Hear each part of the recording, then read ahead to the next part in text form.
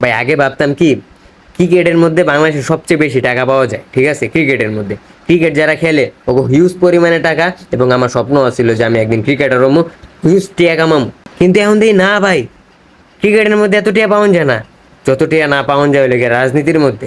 তাহলে বুঝেন, সাকিব আল হাসানের মতো মানুষ, মাশরাফির মতো মানুষ এরা রাজনীতি করে, এরা তো ক্রিকেট খেলায় টাকা পায়, এর তো বেশি টাকা পায় রাজনীতির মধ্যে, এর লেগেই তো গেছে। তাহলে এখন বুঝেন রাজনীতির মধ্যে সবচেয়ে বেশি টাকা। তাহলে আমরা কি বুঝলাম, যে ক্রিকেটের থেকে রাজনীতির মধ্যে সবচেয়ে বেশি টাকা। তাহলে দুটো আপনারা এক কাম করেন, ক্রিকেট মিনিট সাইরা এখন রাজনীতির মধ্যে ঢুকেন, হিউজ টিয়া কামাইতে পারবেন, হিউজ টিয়া, বুঝছেন ভাই? এই যে দেখেন না সাকিব আল হাসান আমগো মাশরাফি, এরা মানে টিয়া ইনকাম করছে বহুত, যেমনি দালালি করতেছে মানে কি কমু, এগো মানে হারা জীবন বইয়া টুয়া খাইলেও মনে করেন এগো শেষ হইব না, ঠিক আছে?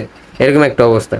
আচ্ছা, প্রথমে সাকিব আল হাসানের কথা, এর কিছু কথা আছে। হ্যাঁ, ফার্স্টে আমি ভাবছিলাম কি হের পেজ মেজ আছে না ডিজেবল হয়ে গেছে, হের মনে হয় কোনো মানে ডিজেবল হয়ে গেছে, এর পেজ মনে হয় কোনো পাসওয়ার্ড মাসওয়ার্ড ভুলে গেছে। কথা ওইটা না, ও কথা হইলো গিয়া সাকিব আল হাসান আমগো ক্রিকেট নিয়ে, বাংলাদেশের ক্রিকেট নিয়ে হ্যাঁ যাওয়ার পরে কোনো একটা টু শব্দ করছে। এই যে বিসিবি নির্বাচন গেছে, কত কেউ আইলো বাইলো, কোনো সময় কোনো সময় একটু শব্দ করছে যে এটা হয়েছে, কিচ্ছু কয় নাই, কোনো একটা ধারণা পর্যন্ত দেয় নাই। আচ্ছা যাই হোক, এই যে ম্যাচ গেল, বাংলাদেশের অভিনন্দন জানাইছে বা কোনো কিছু জানাইছে যে ভাইয়া তোমরা খেলতে যাইতেছো, ভালো কথা, যাও, ঠিক আছে, দোয়া করতেছি, যাও, দোয়া করে ভালো খেলে এসে একটা লইও, কিছু কইছে সেটাও কয় নাকি। তাও বাদ, আমি ভাবছিলাম যে হ্যাঁ পেস ম্যাচ ডিজে বলে গেছে, এর লেগে কইতে পারে না, এর লেগে কয় না, মনে হয় সবাই মোটিভেশন দেয়, সবার নাম্বারে। যাই হোক, হুমা হঠাৎ করে আজকে কি হইলো, আজকে তার আপার জন্মদিনের সেলিব্রেশন করতেছে, তার একটা ছবি দিয়া, দেখে তো আমার মাথা মুদ গেছে নষ্ট হয়ে। শালার কি কম, যে মানুষটার আমি ফ্যান, ঠিক আছে, যে মানুষটার আমার সবসময় আমি নিজের ফ্যান মনে করি, আইডল মনে করতাম, সেই মানুষটা কোনো ক্রিকেট কথা না কইয়া ও আজকে জন্মদিন সেলিব্রেশন করতেছে, মেজাজটা গরম হয় না?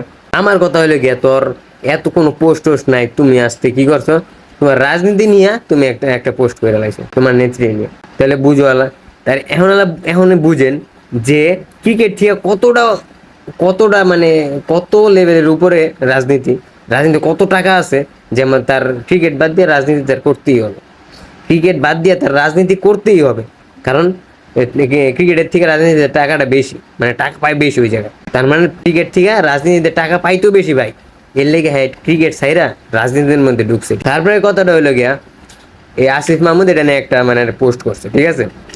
আসিফ মাহমুদ পোস্ট করার পরে এখন সাকিব আল হাসান এটা মনে হয় দেখছে, দেখার পরে কইতাছে, খোসা মেরে কথা কইছে।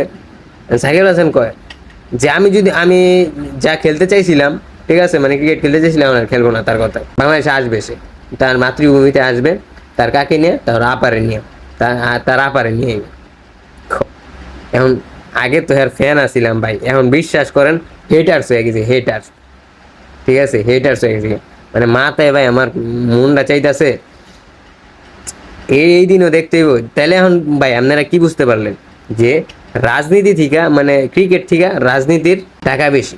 আপনি যদি ক্রিকেট বাদ দিয়ে রাজনীতি করেন, আপনার টাকা অটোমেটিক বাইরে যাবে, অটোমেটিক। সাকিব আল হাসান ক্রিকেটের থেকে তারে বড় মনে করে কি রাজনীতি। তাহলে তা কার ফ্যান আসছিলাম আমি, কার ফ্যান আসছিলাম? এটা কি কোনো সাকিব আল হাসান? দেখ কমেন্ট বক্সে জানান। আল্লাহ হাফেজ।